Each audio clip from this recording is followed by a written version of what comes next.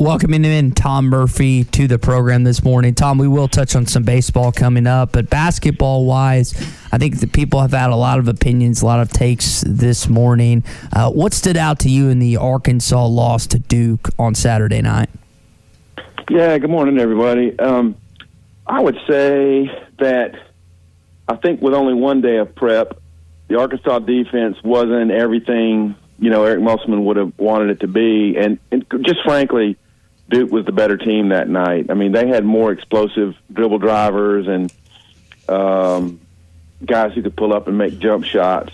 And they got beaten on the boards, and it may be kind of the cumulative effect on the legs to Arkansas's guys that play so many minutes. But not a lot to feel bad about because the Razorbacks made a great run. They beat the number one seed team in the tournament, and Duke is seemingly on this mission, and they really played very well.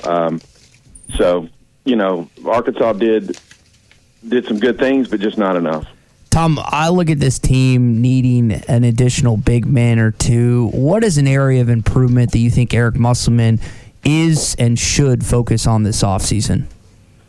Yeah, I've seen that take, and I agree. It'd be helpful to have like a 6'9", just a big dude that's a great rebounder who gets you some second chance points and stuff like that, tip-ins. Because Mark Williams and some other guys just got on the boards and more, and some of the others. I thought those series of tip-ins in the first half, were pretty big. It helped Duke get out to the little lead, and then when Williams went to the bench with two, that's when they poured it on a little and got the 12-point lead. So I think that's a must, and it's always helpful to have another three-point shooter on your team, just a clean marksman. And I know that Jackson Robinson kind of had that rep, and he came in and helped him in some games, and we thought Connor Vanover might be more of a three-point threat, but the shot just hasn't been there. So I would think that a rangy guard that's got a really good three-point eye would be a great addition to the team. Yeah, it became pretty evident in the second half there when Duke went to zone. You better find someone to shoot them out of those situations. And I think that was really one of the things is one or two more pure shooters. You've got some young kids coming in, including like a Nick Smith who's doing great at the McDonald's All-American practices that are going on. You've got to find someone that hey, when the defense ratchets up a knot from your opponent, you've got to be able to put the ball in the hole. Yeah, no question about that. And I mean, I think Duke showed if you got some 6'5", 6'6" guys that are really good with their handle and they can get in the lane, it just creates a lot of problems. If the help defense comes over, they can pass. And Duke made a bunch of just 10-foot pull-ups. And Arkansas, they've got some of those, but you think back through the course of the year, getting in the lane and then just hitting a 10-footer over somebody, that wasn't a huge staple. Getting all the way to the rim was a big thing for Arkansas. They scored in the paint well, but Duke just beat them in that category. It's never too early to think about next year as we kind of talk about needs, but let's talk about expectations. I know we're just right here in the immediate afterwash of the season, but Tom, knowing what the recruiting class looks like, knowing what Muss has been able to do in a lot of cases reloading, what's your immediate thoughts on expectations for next year? Well, I mean, the standard has been established, and Jalen Williams said that in the postgame. That is the standard now.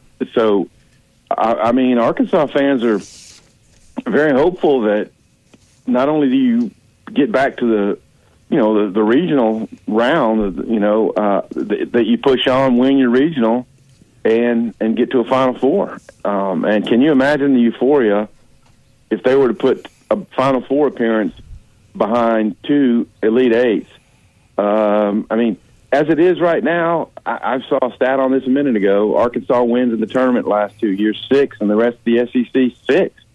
So their brand right now, even though Tennessee's recruited well and played well, Kentucky's not going anywhere. Auburn had a huge year, was number one for a while. Arkansas's brand right now is right up there with all those in the SEC. When you look at this roster right now, there's going to be changes. I want to ask you about three particular players, Au'Diese Toney, J.D. Note, and Jalen Williams. Tom, what is your expectation of what they're going to decide in the offseason? Yeah, I don't know enough about their personal situation, their family circumstances, or anything like that to say for certain. But if you're a Razorback fan, you'd love to see all three of them back because they are huge components. Note is right on the brink of being a 2,000-point career scorer. So between that and NIL, maybe there's enough enticement to run it back one more time. And then, of course, Tony, I can imagine that after 3 years at Pitt where they didn't win a whole lot and to have achieved the heights that they did this year, that might be a compelling thing. It's always what you're weighing another season here up against. Is it a season in the development league? Is it somewhere overseas? And so tough decisions for them. And of course, Jalen Williams, oh my gosh, love to see him back for a third year. I just hope he's so enthralled with what's going on with the college experience. And he does have, some NIL that we know of that maybe that's enough to get him back for another year. You mentioned the statistic that Arkansas in the last 2 years has the same combined NCAA tournament wins as every other SEC program. With that being said, do you see Eric Mossman's contract getting tweaked again this offseason? It possibly could, but when you get jumped up, when you get a huge bump, and I'm old school, I think Tommy and I are the old school guys on this. You went to the Elite Eight, you got a massive contract, you got a big extension raise. That's kind of what's expected out of you. They're not going to give any money back, say if you fail to make the NCAA tournament. But the way things are now, maybe sometimes schools sweeten the pot, add a year or two, extend it, put a little bit more money on top. But I think Arkansas, Hunter Yurachek and the department should expect some loyalty after the big raise he got last year. Yeah, and certainly some other programs are going to start sniffing around at, with the success that Coach Muss has had. There's no question. All right, before we get to some baseball, I want to quickly ask you about football because spring practice now over and Sam Pittman will have his team back out. Now I guess that I would say the heavy lifting, the real work of spring football begins this week, Tom. It really does. So they'll put the full pads on. I guess it would be the second day this week on Thursday if the rules are still the same. They change so much it's hard to keep up. But I would think full pads could be in place on Thursday. And as physical as we saw the first three workouts were, I can imagine they're going to be getting after it. Now, I would think some of their leading guys, the guys who are banged up, if Stromberg comes back, as Sam Pittman has said, you might limit him on some of that kind of stuff. And, the running backs a little bit. But we'll see how it goes. But I think the players understand that's what this program is about now. And if you go, tippy-toeing through spring and you don't get physical, then you're not ready to just ramp it up fast in the fall. And I think there's an understanding by the players that's the way it is. In my view, just continue to develop ways to get pressure on the passer. Continue to develop your defensive ends, develop your schemes that even if you don't have great prototypical pass rushing ends, you get ways to get your linebackers in there. Poopaw had a, quote, sack in one of the scrimmages or one of the team drills we saw. And then, keep getting KJ hooked up with these wideouts and find out who's going to be your best deep ball guys. And we got some indications. Jaden Hazelwood and even Jaden Wilson and Keatron Jackson had some great deep balls, and Bryce Stevens. And just continue to work that, and I think the run game is going to be every bit as good as we saw last year. All right, we'll talk more about football on Thursday with you as practice resumes this week. Let's talk some baseball before you go because Arkansas needed all it had yesterday with Jackson Wiggins to get by Missouri and to take the series. Let's start, though, with Saturday. What happened Saturday is the bullpen did fall apart and let Missouri get the middle game of the series. Yeah, they did. Cole Ramage just had trouble with the grip. You don't want to just complain about everything, but it seemed to me like they had newish balls that weren't rubbed up, and getting the grip in that cold was tough.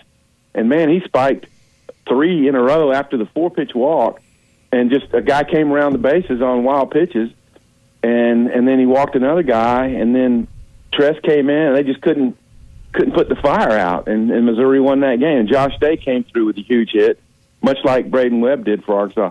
I think they were just happy to get out of Missouri with a series win because the turf hops are not the same. You saw Jalen Battles have a ball skip under his glove.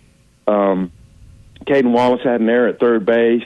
Missouri just threw the ball all over the field with errors. So I think between the weather and the turf, Michael Turner having trouble with those spiked breaking balls from Ramage that just don't take the kind of hops that come out of dirt. It's just different.